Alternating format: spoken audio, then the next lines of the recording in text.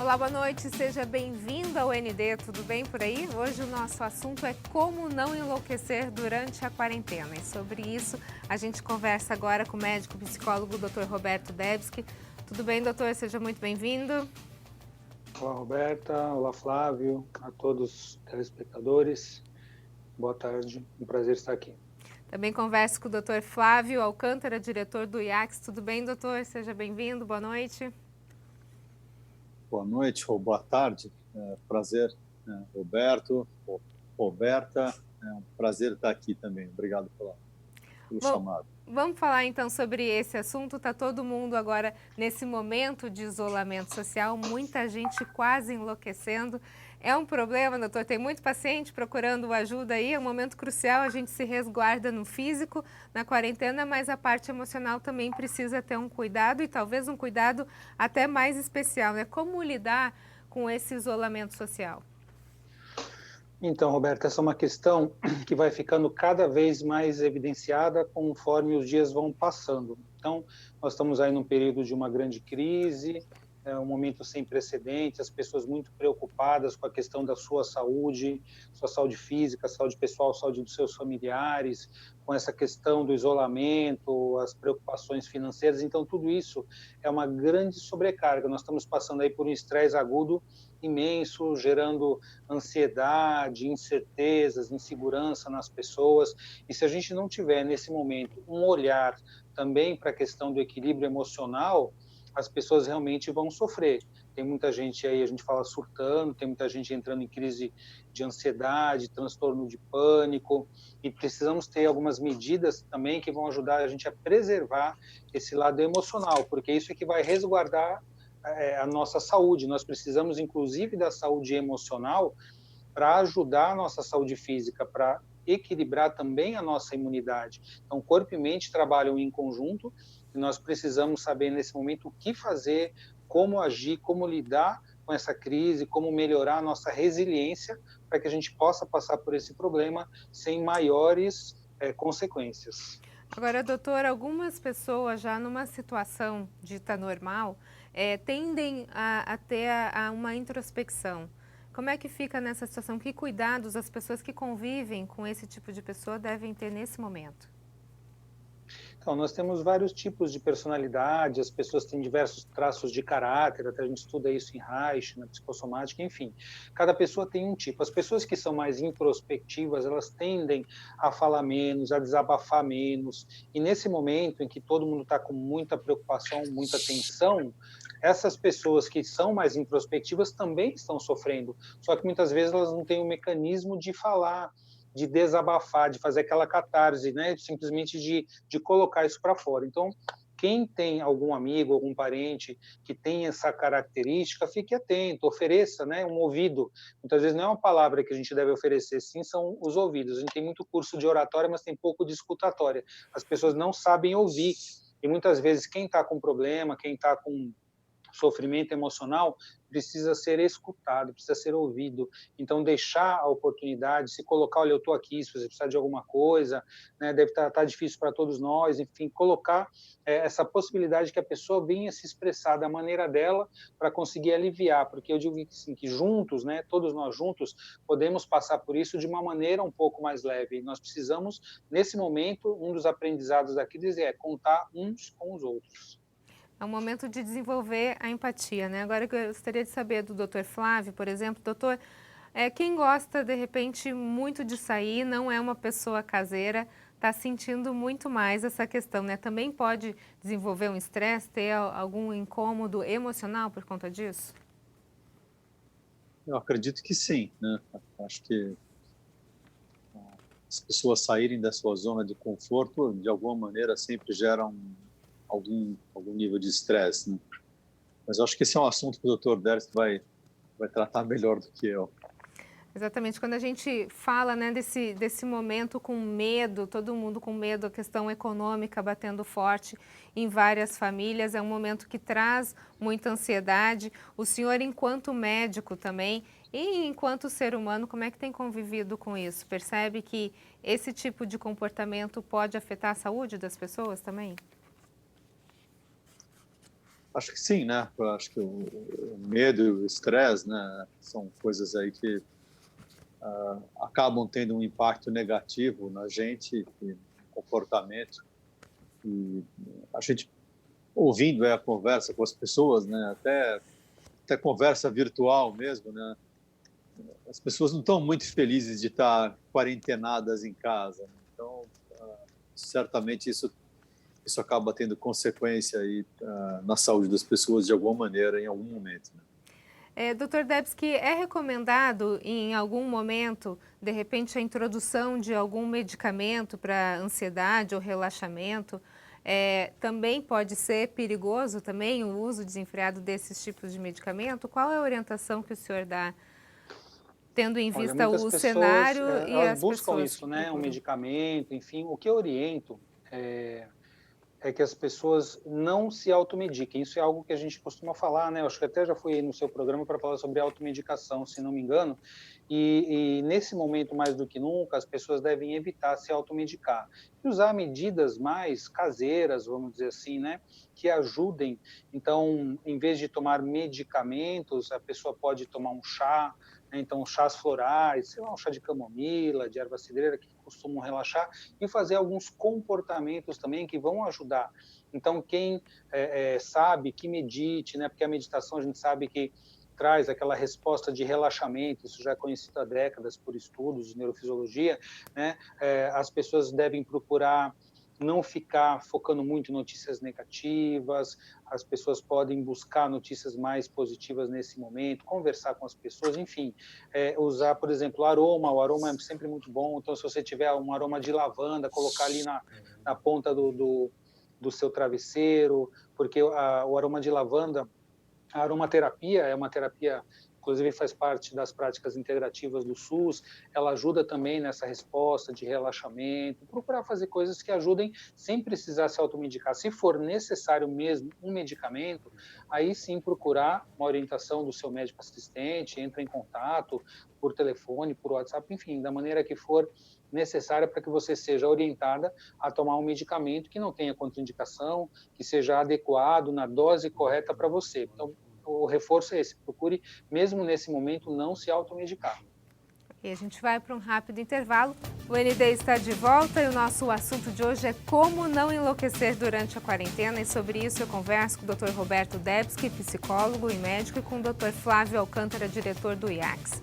Bom, doutor Debski, a gente está falando sobre esse comportamento que a gente está hoje. O cenário hoje, em muitas casas, é um cenário diferente de tudo que todo mundo já viveu, né? A gente tem, às vezes, algumas mães que estão de home office, estão cuidando da casa, estão tentando ensinar os filhos que estão numa escola online, com o marido também de home office, com o cachorro gritando, tá uma bagunça. E aí tem essa questão do estresse. Que dicas o senhor daria para numa família, todos os componentes dessa família não sofrerem nem depressão, nem ansiedade? O que dá para fazer para desestressar nesse período?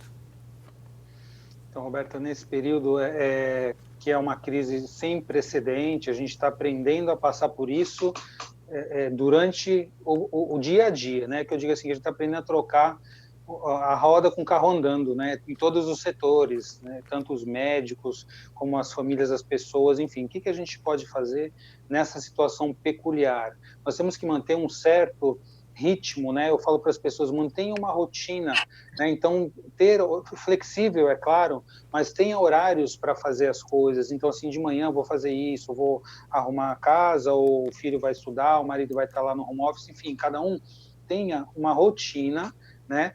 Não deixar o dia solto, quando der eu faço isso, quando eu der eu faço aquilo, porque isso é mais um fator estressante. Então, manter uma rotina, manter um foco, nos ajuda a definir o dia e dar uma sensação de que as coisas estão em algum ritmo de normalidade, né? Outra coisa, foque no positivo, como eu já falei. Então, assim, vamos também fazer atividades conjuntas em família. Aproveitar que todo mundo está um pouco mais em casa, né, ou muito mais em casa, e vamos fazer atividades que a gente não tinha tempo, porque as pessoas falavam assim, eu não tenho tempo disso, não tenho tempo daquilo, né? Agora todo mundo tem muito mais tempo do que antigamente, então vamos conversar juntos, aproveitar para almoçar, ou assim, para jantar em família, jogar jogos cooperativos, ouvir música junto, ver um filme e comentar a respeito. Então, manter suas atividades individuais, de estudo, de trabalho, aproveitar para fazer um curso online que você nunca tinha tempo para fazer, para ler aquele livro que também estava lá, e fazer atividades em família, fazer atividades em conjunto, manter contato com as pessoas de fora, virtualmente mesmo, através dessas ferramentas, celular, e vídeo e tudo mais. Então, dá para a gente manter esse padrão. Tem famílias que estão juntas passando por tudo isso, tem pessoas que estão sozinhas em casa, muitas pessoas de idade estão sozinhas também. Então, nesse momento, um dos aprendizados que essa grande crise está trazendo para nós é que a gente precisa olhar para a totalidade. Eu vejo assim, nós precisamos aprender a lidar com isso, tem muitas coisas que estão vindo, lições que devem ser observadas, e uma delas é, primeiro, todo mundo é igual, né? Ninguém vai escapar ou deixar de escapar porque tem mais coisas, tem menos coisas, porque mora aqui, mora ali. Então, essa crise igualou todo mundo. E tem pessoas que estão precisando. Então, nesse momento, não olhar somente para o nosso umbigo e ajudar as pessoas que têm necessidade. Então, se você tem um vizinho, de repente, uma pessoa idosa que não consegue sair na rua, se ofereça para ir lá fazer uma compra para ela, ajudar a conversar por telefone, alguma coisa assim. Então, nesse momento, olhe para você, para a sua família e para as outras pessoas também. Mantenha uma rotina, foque no positivo, medite, ore, faça coisas prazerosas também, mas não coma só muito chocolate, porque senão o negócio vai complicar depois, né?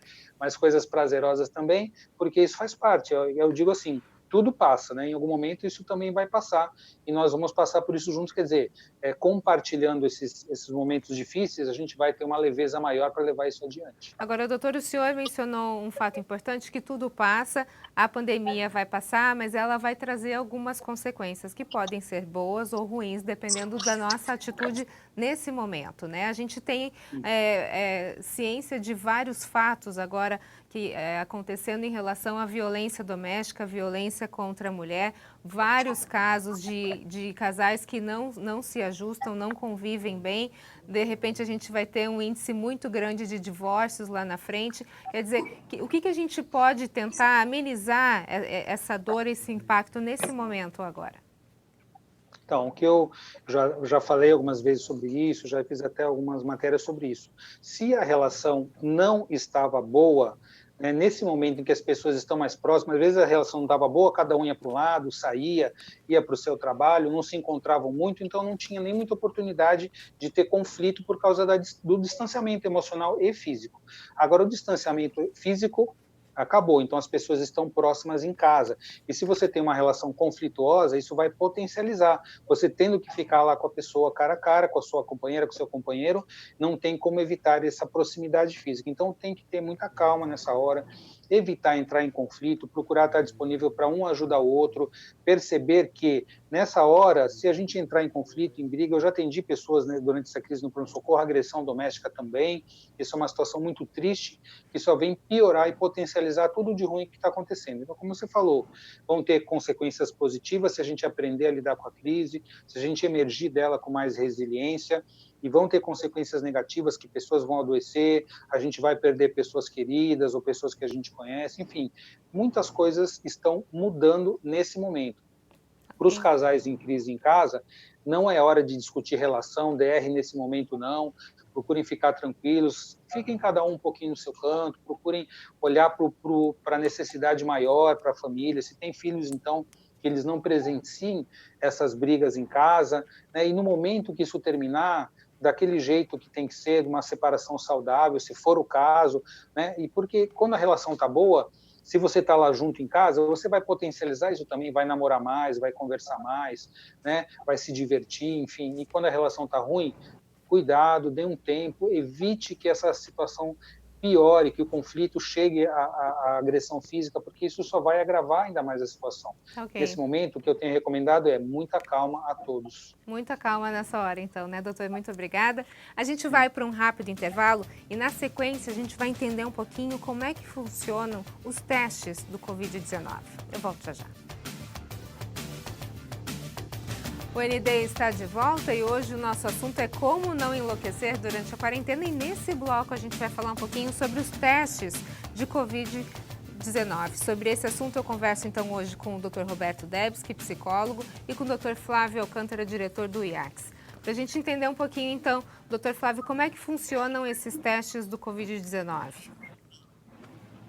Bom, existem basicamente 2 tipos de teste. Um teste que você faz quando você está doente, quando você tem uma suspeita de estar infectado pelo vírus. E esses testes são chamados testes de PCR, onde você busca detectar o material genético do vírus. Detectando, então, você tem o vírus presente na circulação.